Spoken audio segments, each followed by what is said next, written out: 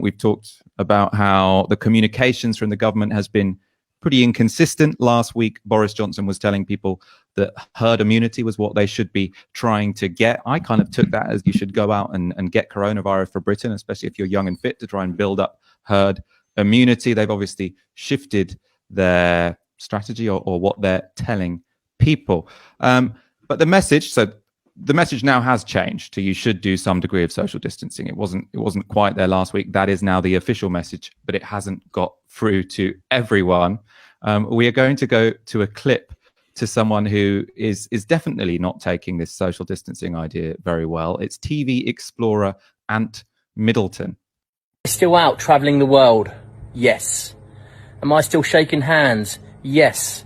Am I still cuddling fans at the airport? Yes. Am I washing my hands and keeping my hygiene to a high standard as always? Yes. Has my life changed? No.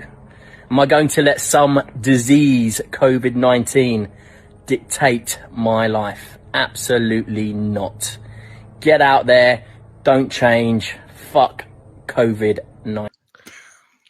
Okay, so COVID-19 is not Al-Qaeda, right? It's not a terrorist who's out to inhibit your way of life out of some kind of ideological commitment, all right? A virus isn't Al-Qaeda, it's just Aggie protein, okay? It doesn't give a shit that you're making a bold stand of defiance against it when you're out slobbering all over your fans and you're traveling across country, just going, ooh, would you look at that? A fresh batch of host cells. It's complete idiocy. Now, famous people have always been D-lo stupid, all right? Because you're allowed to be. You're famous for doing one thing. You don't have to be clever all the time. But what you can be is quiet. That's so true. I mean, look, this is a guy who probably thinks you can defeat a virus with a bayonet charge, or you can send in an Apache gunship to shoot it down. This is biology. You can't say, I'm not going to change my life because of some virus. Well, you have to change your life. And I don't know if we're going to show this other video. I mean, the analogy is... Yeah, go on, let's go to this then. Yeah, okay, yeah. He hasn't apologized, but he has followed up with this. So this is just a tweet, right? The cure is a positive mindset. No. Yeah, the reason why all those nonnas have been dying in Italy is because they're not positive enough. Mug. It's pure. It's like the pure ideology, sort of neoliberalism. You know, you don't need anybody. You can like mindset. It's like, mate, this is biology. This isn't fucking mindset. I can't say, oh, you know what? I'm going to reverse aging. It's physically impossible. It's the exact same thing. You know, if we're gonna carry on with the kind of military metaphors, actually, if you're going around as a celebrity, lots of people know you're going around touching people, cuddling people. If they're over 70, you're the equivalent of a biological weapon. You ain't in the SAS. You're a dirty bomb with the bad guys. And so anyway, but I mean, this feeds into a broader sort of nonsense. I mean, I don't know if we've got the video from the people up in Harrow, was it? Yeah, so we're going to watch a video now to show how this isn't an attitude which is merely confined to TV adventurers with 350,000 Twitter followers. It's also something that you are hearing from, you know, ordinary people with slightly smaller egos than that particular guy. We're going to go to this clip now. The queue at a local grocer's, Harrow, North London, this morning.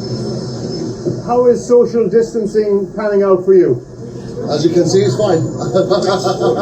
No, we're hardly changing at all, because if you do that, then you give into it, sort of thing. If you do that, you give into it. I think when you give in to coronavirus is the point when you're in the ICU and your lungs can't open and close anymore, to be honest. But maybe that's a bit too graphic. But It's true. It's true. But I was thinking this, right, is that, and it's not just that lady in Harrow. There have been other people who've been invoking the Dunkirk spirit and the Blitz spirit as a reason why you should keep wandering around, licking lampposts or whatever it is you do. On the one hand, it's completely idiotic, because the reason why the generations who defeated Nazism were able to was because of a huge amount of self-denial and collective action and thinking of the greater good. When it was the Blitz and it was a blackout, you couldn't go, oh, I'm going to flick my lights on and off in the name of personal freedom. So one, that's complete bullshit. But two, these people weren't even alive during World War II. Most born in the 1950s and the 1960s, which then got me thinking is, inshallah, we will get through this pandemic. Navara Media will return to the studios, maybe a couple of pounds heavier, maybe a little bit more haunted. Life will go on. We'll have kids. And then our kids will be the shitty generation constantly invoking coronavirus to justify their own crappy behavior. While we were like, hey, you weren't even there.